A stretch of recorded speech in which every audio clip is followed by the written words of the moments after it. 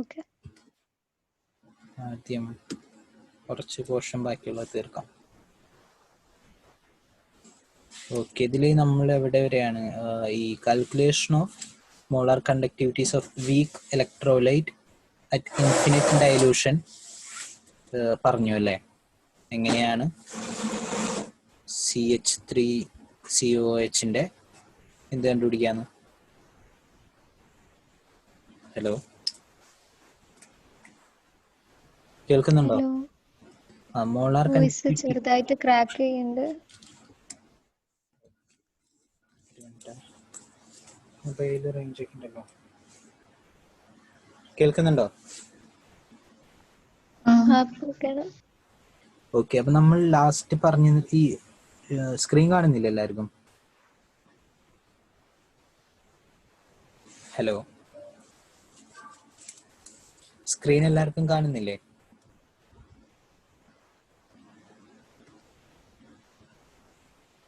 Hello, കാണുന്നുണ്ടല്ലേ? അപ്പൊ നമ്മൾ ഈ ഭാഗമല്ലേ ലാസ്റ്റ് ക്ലാസ്സിൽ പറഞ്ഞത് അവസാനം? അതായത് calculation of molar conductivities of week electrolyte at infinite dilution. അപ്പൊ നമ്മൾ അവിടെ CH3COH ഒരു വീക്ക് ഇലക്ട്രോലൈറ്റ് ആണ്.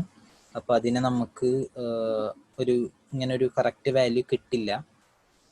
അപ്പോൾ ഈ സീറോയിലേക്ക് ഇൻഫിനിറ്റ് ഡൈലൂഷനിലേക്ക് എക്സ്ട്രാപോളേറ്റ് ചെയ്യാന്ന് പറഞ്ഞു കഴിഞ്ഞാൽ നമുക്ക് എളുപ്പത്തിൽ അത് വാല്യൂ കണ്ടുപിടിക്കാൻ പറ്റില്ല അല്ലേ? അതെവിടെ പോയിട്ടാണ് ഇതിന് പാരലൽ ആവുക. അപ്പോൾ അതിനു വേണ്ടിയിട്ട് നമ്മൾ എന്താണ് യൂസ് ചെയ്തത്? കൊളറാഷസ് ലോ. ഹലോ, കൊളറാഷസ് ലോ നമ്മൾ സ്ട്രോങ് ഇലക്ട്രോലൈറ്റ്സിന്റെ പാർട്സ് ആയിട്ട് ഈ വീക്ക് ഇലക്ട്രോലൈറ്റിനെ എഴുതി അല്ലേ? 2 അയോൺസിനെ വേറെ സ്ട്രോങ് ഇലക്ട്രോലൈറ്റിൽ നിന്ന് എടുത്ത് എഴുതി. അപ്പം അങ്ങനെയാണ് നമുക്ക് CH3CON എന്നുള്ളൊരു സ്ട്രോങ് ഇലക്ട്രോലൈറ്റും HCl എന്നൊരു സ്ട്രോങ് ഇലക്ട്രോലൈറ്റും അതിൽ നിന്ന് NaCl എന്ന സ്ട്രോങ് ഇലക്ട്രോലൈറ്റും ഇതിൻ്റെയൊക്കെ ഇൻഫിനിറ്റ് ഡൈലൂഷനിലുള്ള വാല്യൂസ് യൂസ് ചെയ്തിട്ട് നമ്മൾ CH3COH എന്ന വീക്ക് ഇലക്ട്രോലൈറ്റിൻ്റെ ഇൻഫിനിറ്റ് ഡൈലൂഷനിലെ മോളാർ കണ്ടക്ടിവിറ്റി കണ്ടുപിടിച്ചു. ഓക്കെ, ഇനി മോളാർ കണ്ടക്ടിവിറ്റി വെച്ചിട്ട് നമുക്ക് ഡിഗ്രി ഓഫ് ഡിസോസിയേഷൻ, വീക്ക് ഇലക്ട്രോലൈറ്റ്സിനാണല്ലോ എന്ത് ഡിഗ്രി ഓഫ് ഡിസോസിയേഷൻ ഒന്നല്ലാതെ ഉണ്ടാവാം.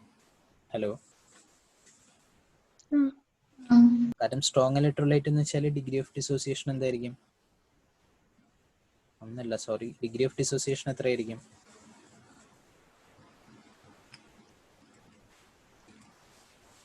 സ്ട്രോങ് ഇലക്ട്രോലൈറ്റിനോ?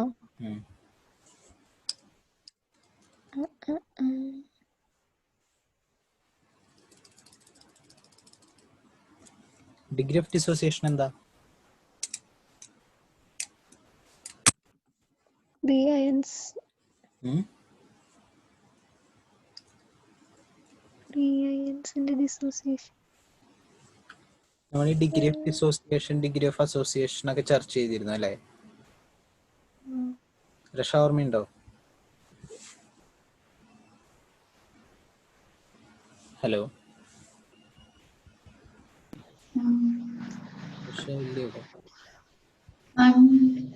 ഓർമ്മയുണ്ടോ ഡിഗ്രി ഓഫ് ഡിസോസിയേഷൻ എവിടെയാ പറഞ്ഞതെന്ന്? എവിടെയായിരുന്നു?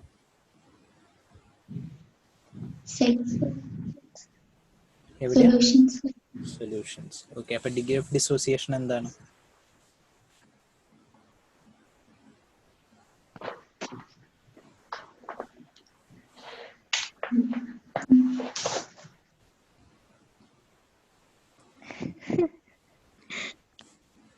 ഓക്കെ, സ്ട്രോങ് ഇലക്ട്രോലൈറ്റിന്റെ ഡിഗ്രി ഓഫ് ഡിസോസിയേഷൻ എത്രയായിരിക്കും? നല്ല സ്ട്രോങ് ആയിട്ടുള്ള ഒരു ഇലക്ട്രോലൈറ്റ് ആണെങ്കിൽ.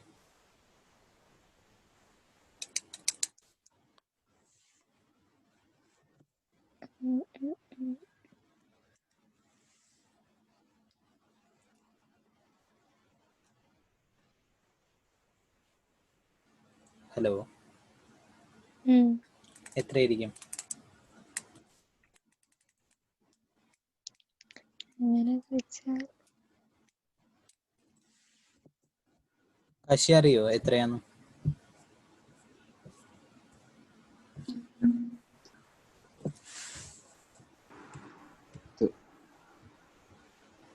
ഹലോ,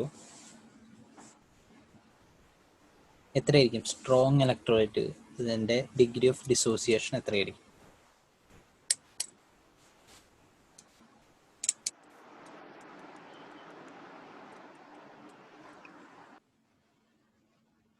നിഹാല,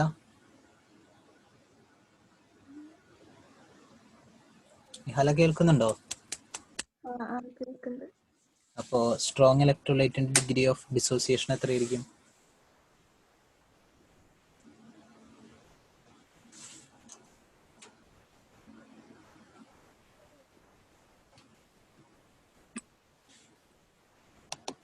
റന,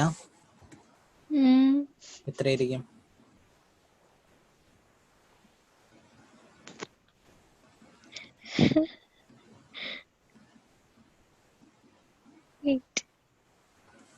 ഓക്കെ, ഞാനൊരു എക്സാമ്പിൾ പറയാം. എന്തായാലും എക്സാമ്പിൾ അല്ല, ഒരു ജനറൽ ഫോം എഴുതാം. Suppose alpha greater than 1. Alpha greater than 1 ആവൂ? അല്ലേ? സപ്പോസ് mx becomes, അല്ലെങ്കിൽ അതിന് എന്താ കിടന്നോട്ടെ, ഇക്വിലിബ്രിയത്തിൽ കിടന്നോട്ടെ, m പ്ലസ്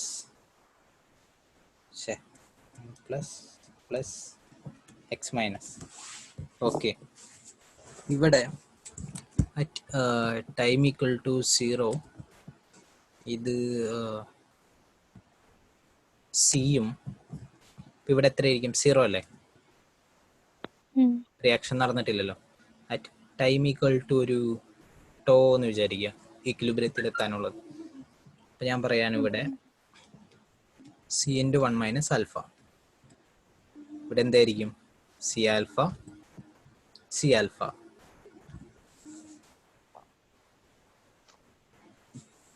ഇതെങ്ങനെയാ വന്നതെന്ന് ക്ലിയർ ആണോ? മനസ്സിലായോ? ഹലോ, മനസ്സിലായി. ഓക്കെ. അപ്പോ ഇവിടെ ആൽഫ എന്ന് പറഞ്ഞാൽ എന്താണ്? എം എക്സിലെ എത്ര പോർഷനാണ് എം പ്ലസും എക്സുമായിട്ട് മാറുന്നത് അല്ലേ? അതായത് സപ്പോസ് ഇവിടെ എം എക്സ് 10 ഉണ്ടായിരുന്നു, അതിൽ 8 എം എക്സ് എം പ്ലസും എക്സ് മൈനസ് ആയിട്ട് മാറുകയാണെങ്കിൽ ആൽഫ എന്തായിരിക്കും?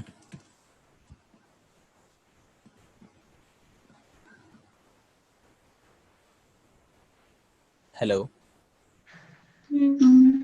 ആൽഫ എന്തായിരിക്കും?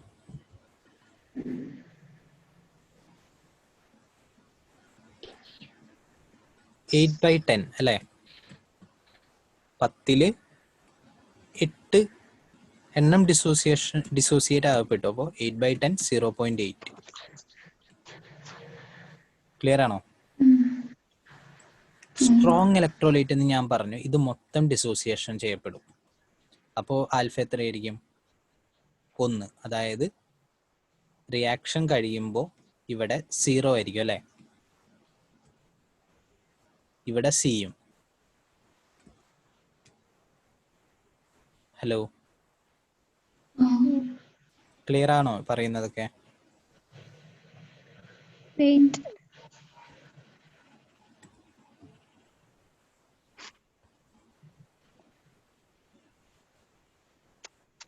രക്ഷ മനസ്സിലാവുന്നുണ്ടോ പറയുന്നത്?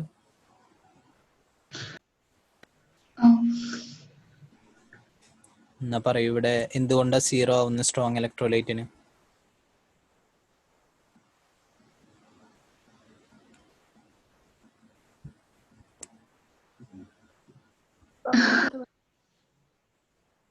ഹലോ, ഹലോ,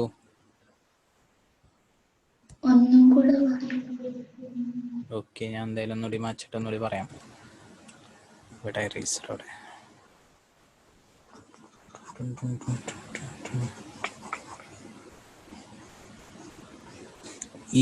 എന്താ ഈ ഇക്വിലിബ്രിയത്തിന്റെ ഇത് എഴുതുന്നതും ഈ ഡിഗ്രി ഓഫ് ഡിസോസിയേഷന്റെ കാര്യമൊക്കെ വളരെ ഇമ്പോർട്ടൻ്റ് ആണ്. നിങ്ങളില്ലെങ്കിൽ കെമിക്കൽ കൈനറ്റിക്സിൽ നിങ്ങൾക്ക് ഒരുപാട് ബുദ്ധിമുട്ട് വരും അതറിയില്ലെങ്കിൽ.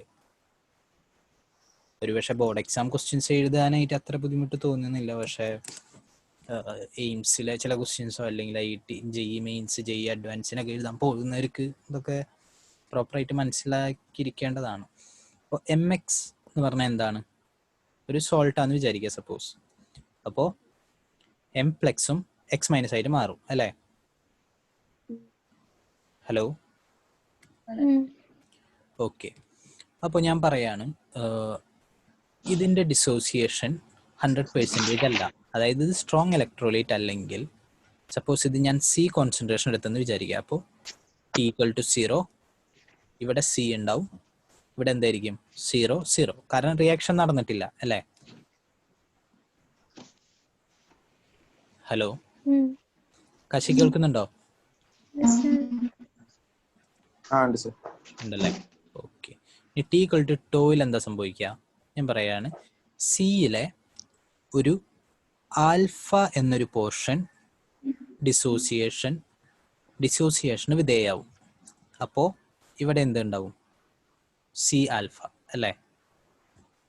ഇവിടെ എത്രയുണ്ടാവും? ഇവിടെയും C∞. കാരണം ഒരു മോൾ MXന്ന് ഒരു M+ഉം ഒരു X- ആണ് ഉണ്ടാവുന്ന റിയാക്ഷൻ. അപ്പോൾ C മോളിൽ നിന്ന് ആൽഫ ഡിഗ്രി ഓഫ് ഡിസോസിയേഷൻ ആകുമ്പോൾ C∞ M+ഉം C∞ X- ഉണ്ടാവും. ഇനി ഓക്കെ, അപ്പോൾ ഇവിടെ ആൽഫ എന്ന് പറഞ്ഞാൽ എന്താണ്? ആൽഫയാണ് നമ്മളുടെ ഡിഗ്രി ഓഫ്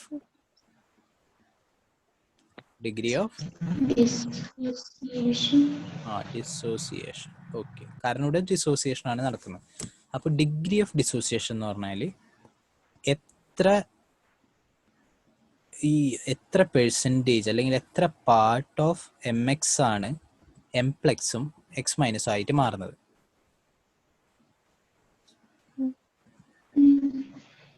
ഞാനൊരു എക്സാമ്പിൾ നേരത്തെ പറഞ്ഞിരുന്നു. MX ഞാനൊരു 10 MXൽ സപ്പോസ് 8 MX M+ഉം X- ആയി മാറുകയാണെങ്കിൽ ആൽഫ എന്തായിരിക്കും? 8/10, സോ 0.8 അല്ലേ? ഓക്കെ, അപ്പോൾ സ്ട്രോങ് ഇലക്ട്രോലൈറ്റ് എന്ന് പറയുമ്പോൾ നമ്മൾക്കറിയാം ഈ MX മുഴുവനും M+ഉം X- ആയിട്ട് മാറും അല്ലേ? ഹലോ,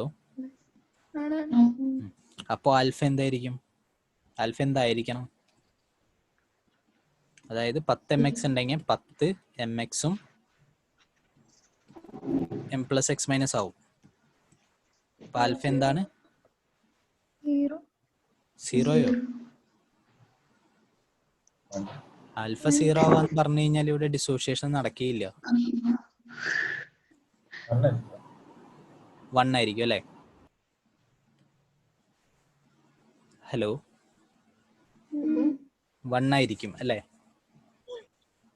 ഓക്കെ, ഇതൊക്കെ നിങ്ങൾ മറന്നു പോകാനൊന്നും പാടില്ല കേട്ടോ. ഇതൊക്കെ ഇത്രയും ബേസിക് ആയ കാര്യങ്ങളാണ്. ഓക്കെ, അപ്പോൾ ഡിഗ്രി ഓഫ് ഡിസോസിയേഷൻ്റെ വീക്ക് ഇലക്ട്രോലൈറ്റ്സിൻ്റെ ഡിഗ്രി ഓഫ് ഡിസോസിയേഷൻ കണ്ടുപിടിക്കാനായിട്ട് ഏത് കോൺസെൻട്രേഷൻ ഏത് ഡൈല്യൂഷനിലാണ് എടുക്കുന്നത് അതിൻ്റെ ഡിവൈഡഡ് ബൈ ഇൻഫിനിറ്റ് ഡൈല്യൂഷനിലെ വാല്യൂ കൊണ്ട് ഡിവൈഡ് ചെയ്താൽ മതി.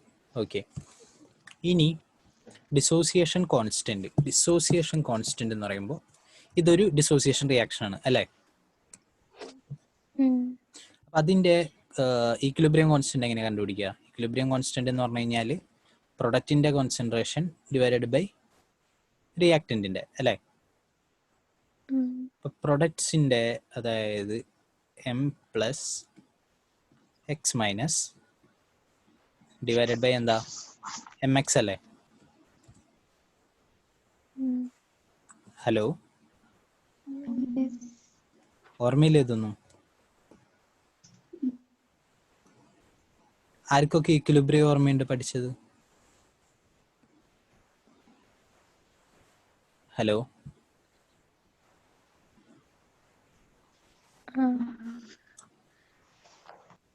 ആർക്കൊക്കെ ഈക്വിലിബ്രിയം ഒട്ടും ഓർമ്മയില്ല? അങ്ങനെ വല്ലവരുണ്ടോ? ഏ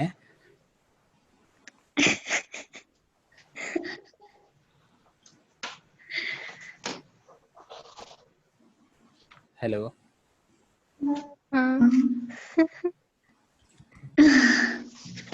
ഓക്കെ. ഇപ്പൊ എം പ്ലസിന്റെ കോൺസെൻട്രേഷൻ എത്രയാ?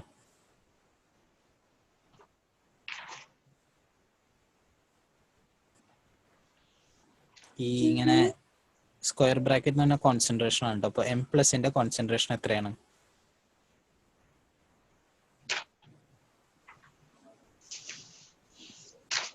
ഹലോ, എത്രയാണ് കോൺസെൻട്രേഷൻ എൻ പ്ലസിന്റെ? ഇവിടെ ഇതിൻ്റെ നോക്കി പറഞ്ഞാൽ മതി. ഇതാണ് ഈക്വിലിബ്രിയത്തിലെ അപ്പൊ എം പ്ലസിന്റെ കോൺസെൻട്രേഷൻ എത്രയാ?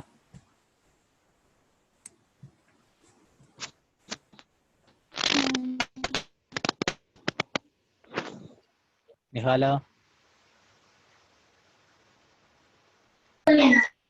എത്രയാ?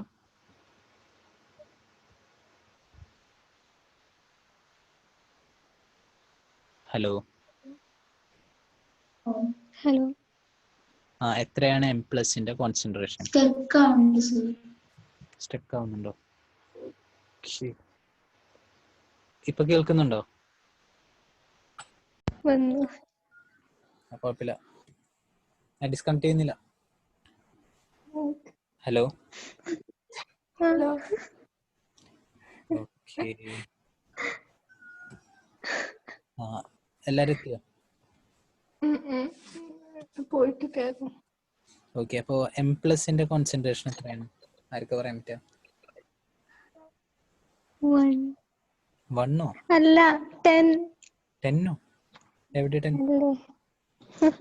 ഞാൻ പറയാം, ഇത് നോക്കി പറ. ഇവിടെ കണ്ട ടി ഈക്വൽ ടു ടോയിലാണ് ഈക്വിലിബ്രിയം. അവിടെ നോക്കി പറ.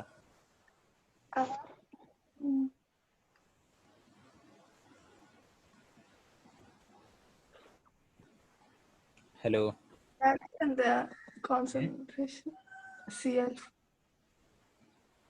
എത്രയാ? അതല്ല, സി ആൽഫ എന്തായിരുന്നു? സി ആൽഫ തന്നെ, കറക്റ്റ്. അപ്പോൾ സി ആൽഫ, അതേപോലെ തന്നെ എക്സ് മൈനസിൻ്റെയും സി ആൽഫ. പിന്നെ നമ്മുടെ എം എക്സിന്റെ കോൺസെൻട്രേഷൻ എത്രയാണ്?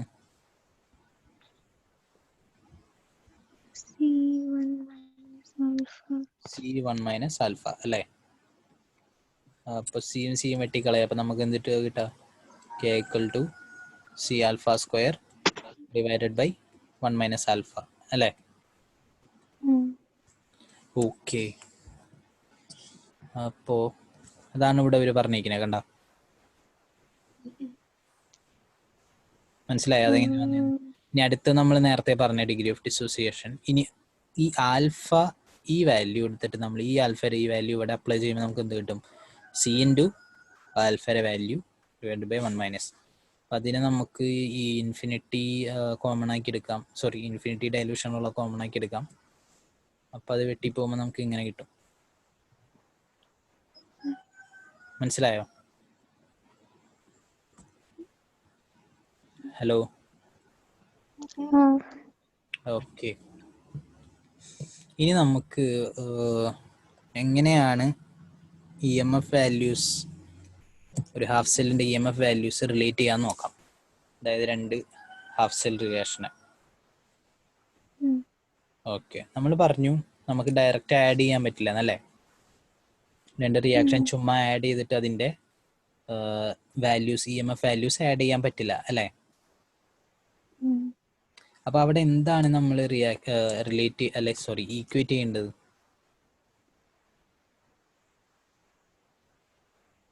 നമ്മളവിടെ എന്താണ് ആഡ് ചെയ്യേണ്ടത്? നമുക്ക് ആഡ് ചെയ്യാൻ പറ്റുന്ന സംഭവം എന്താണ്? Delta G. എന്തുകൊണ്ടാ?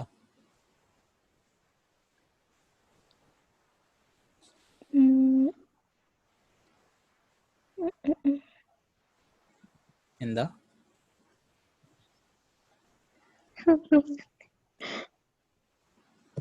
ഡെൽറ്റ ജി ആണ് ആഡ് ചെയ്യാൻ പറ്റാന്ന് പറഞ്ഞു. അപ്പൊ എന്തുകൊണ്ടാണ് ഡെൽറ്റ ജി ആഡ് ചെയ്യാൻ പറ്റുന്നത്?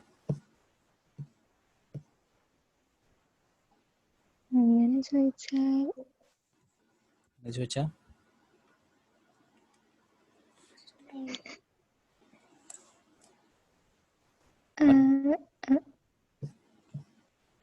അതില്ലേ എന്താ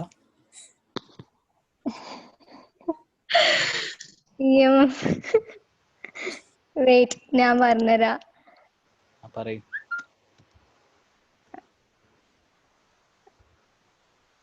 EMF-ഉം ഇതും ഡെൽറ്റ ജിയും റിലേറ്റഡ് ആണ്. അതുകൊണ്ട്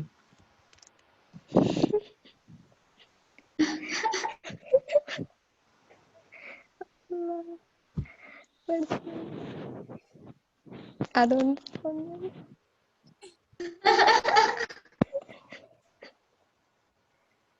അതുകൊണ്ട് എന്ത് ചെയ്യാൻ പറ്റും?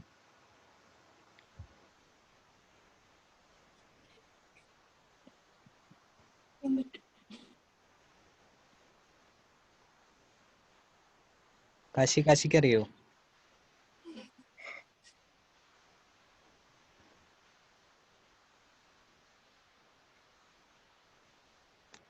ഹലോ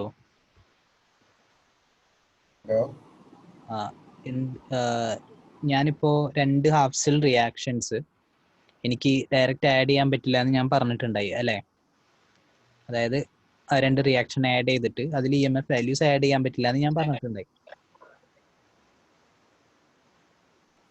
ഹലോ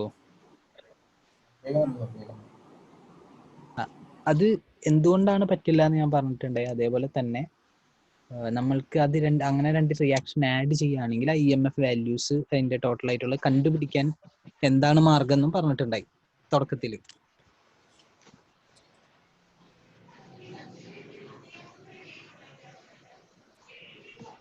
ഹലോ അപ്പൊ ഇവിടെ ഇവര് പറയുണ്ടായി ഡെൽറ്റ ജി നമുക്ക് ആഡ് ചെയ്യാം, EMF ആഡ് ചെയ്യാൻ പറ്റില്ല. അപ്പൊ എന്തുകൊണ്ടാണ് ഡെൽറ്റ ജി നമുക്ക് ആഡ് ചെയ്യാൻ പറ്റുന്നത്?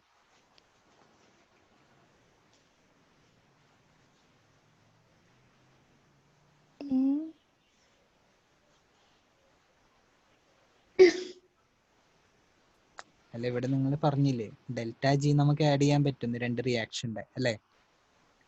2 റിയാക്ഷൻ നമ്മൾ ഒരുമിച്ച് ചെയ്യുമ്പോൾ അതിന്റെ ഡെൽറ്റ ജി നമുക്ക് ആഡ് ചെയ്യാൻ പറ്റും, പറ്റില്ലേ?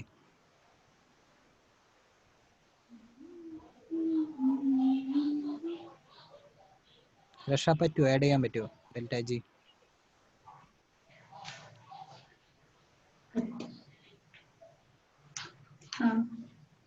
എന്തുകൊണ്ടാ പറ്റുന്നത്?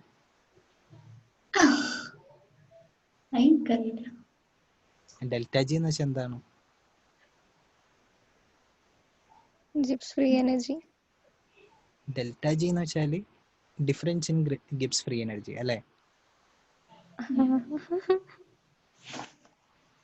ഓക്കെ, അപ്പൊ അതിന്റെ അർത്ഥം എന്താ? അവിടെ ആ റിയാക്ഷൻ കൊണ്ട് ഉണ്ടാവുന്ന ഗിബ്സ് ഫ്രീ എനർജിയുടെ ചേഞ്ച്, അതായത് ആ റിയാക്ഷനിൽ ഉണ്ടാവുന്ന എനർജി ചേഞ്ച് അല്ലേ?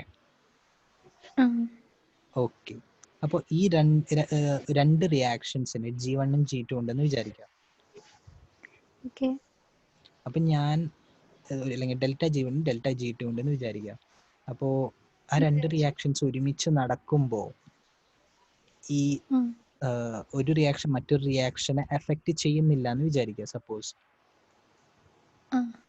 അപ്പോ ഈ G1ലും G2ലും എന്തെങ്കിലും വ്യത്യാസം ഉണ്ടാവുമോ? അത് എഫക്ട് ചെയ്യണില്ല എന്നല്ലേ നിങ്ങൾ പറഞ്ഞത്? അതെ, അപ്പൊ എന്താ ഞാൻ പറഞ്ഞത് റിയാക്ഷൻസ് പരസ്പരം എഫക്ട് ചെയ്യുന്നില്ലെങ്കിൽ അവിടെ G1 ഉം G2ലും ചേഞ്ച് ഉണ്ടാവുമോ?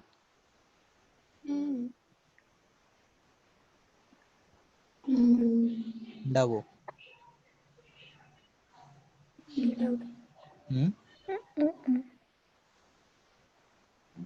ഹലോ, ചേഞ്ച് ഉണ്ടാവില്ലേ?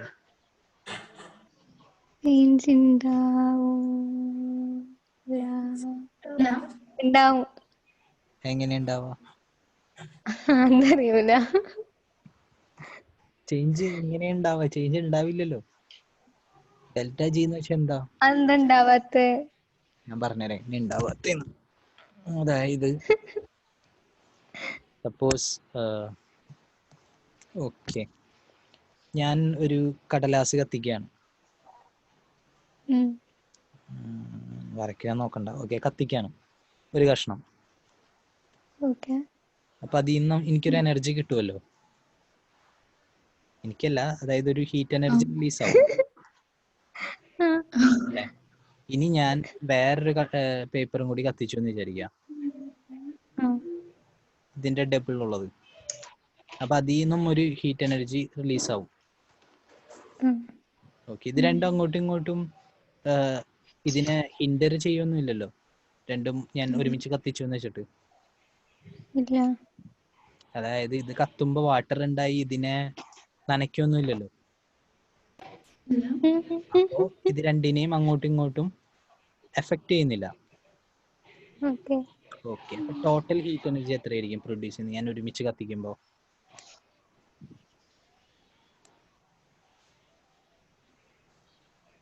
ഇതിൽ നിന്ന് ഡെൽറ്റ ജി 1 ഉണ്ടാവും, ഇത് ഞാൻ കത്തിക്കുമ്പോൾ ഡെൽറ്റ ജി 2 ഉണ്ടാവും. അപ്പൊ ഒരുമിച്ച് കത്തിക്കുമ്പോൾ എത്ര കിട്ടും? Delta G. ഒരുമിച്ച് കത്തിക്കുമ്പോൾ ഡെൽറ്റ ജി എത്രയായിരിക്കും? Delta G1 plus delta G2. Okay, delta G 1 plus delta G 2. അപ്പൊ ഇൻഡിവിജ്വൽ വാല്യൂസിന് ഒരു വ്യത്യാസവും വന്നില്ല അല്ലെ? ഡെൽറ്റ ജി 1 എന്ന വാല്യൂവിന് ഒരു വ്യത്യാസം വന്നില്ല, അത് ഡെൽറ്റ ജി 2 എന്ന വാല്യൂവിന് ഒരു വ്യത്യാസം വന്നില്ല. പക്ഷെ ഒരുമിച്ച് ചെയ്യുന്നത് കൊണ്ട് രണ്ടും എനർജിയും നമ്മൾക്ക് ആഡ് ചെയ്യാൻ പറ്റി. ക്ലിയർ ആണോ? ഓക്കെ. പക്ഷെ നമ്മൾക്ക് എന്തുകൊണ്ടാണ് ഒരു ഞാനിവിടെ കുറച്ച് ഹാഫ് സെൽസ് എഴുതിയിട്ടുണ്ട്, എഴുതാന്നല്ല, എവിടെ? Fe2 പ്ലസ് 2 ഇലക്ട്രോൺ കൂടിയിട്ട് Fe ആയി അല്ലേ? അപ്പോൾ ഒരു E1 എന്ന് പറഞ്ഞൊരു EMF value, Fe3 plus 3 electron കൂടിയിട്ട് Fe ആയി, അപ്പോൾ E2. പിന്നെ Fe3 പ്ലസ് ഒരു ഇലക്ട്രോൺ കൂടിയിട്ട് Fe2 പ്ലസ് ആയി, അപ്പോൾ E3. Hello, okay. ഇതിൽ പറയുന്നുണ്ട് മൂന്നാമത്തെ റിയാക്ഷൻ നമുക്ക് ആദ്യത്തേന്ന് സെക്കൻഡ് കുറച്ച് കഴിഞ്ഞാൽ കിട്ടും.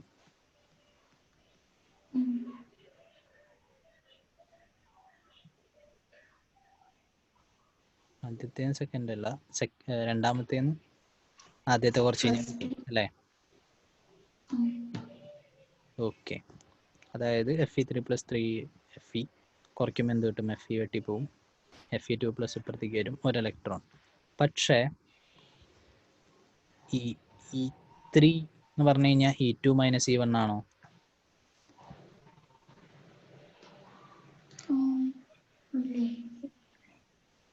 ആണോ?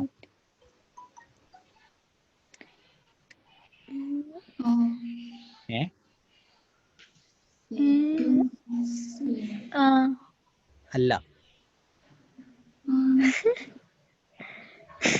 അപ്പൊ സാറല്ലേ പറഞ്ഞേ E3 എന്ന് വെച്ചാൽ E എന്ന് പറഞ്ഞാൽ എന്താ? EMF ആണ്. EMF എന്ന് പറഞ്ഞാൽ എന്താ? Electromotive force. അത് എന്താണ് സംഭവം? അതെന്താണോ?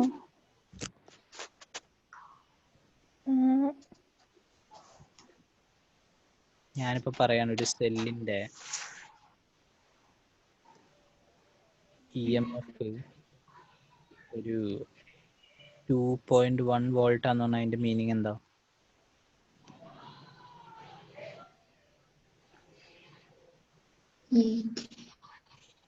എന്താ?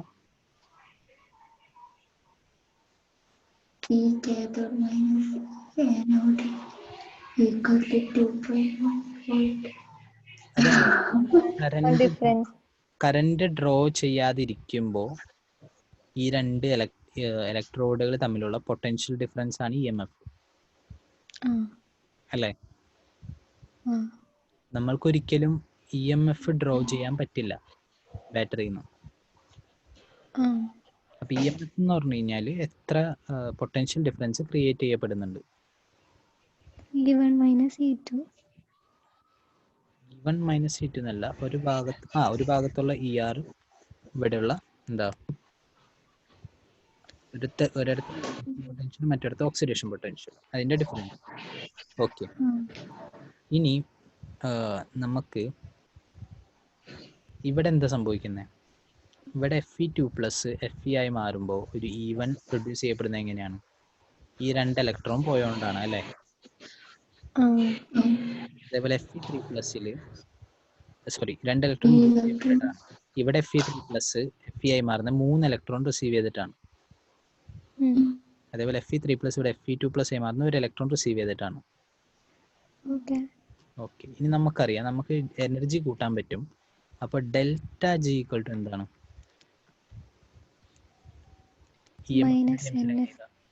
മൈനസ് NFE അല്ലേ? ഇനി നമുക്ക് ΔG കൂട്ടാൻ പറ്റുമെന്ന് ഞാൻ പറഞ്ഞു. അപ്പോൾ E1ന്റെ ΔG എന്തായിരിക്കും? ΔG = -2